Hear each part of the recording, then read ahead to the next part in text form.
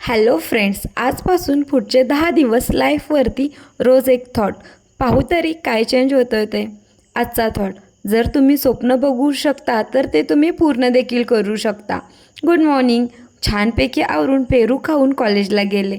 काल बोलले होते ना, पाहू किती जण येतात. फक्त 10च मुले आले होते क्लासमध्ये.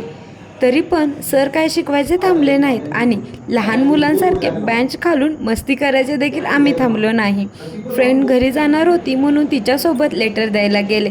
पाहते तर काय, आज एक छानसं कुत्र्याचं पिलू पण कॉलेज पाहायला आले होते. नंतर कॉलेज करून मेसला आले.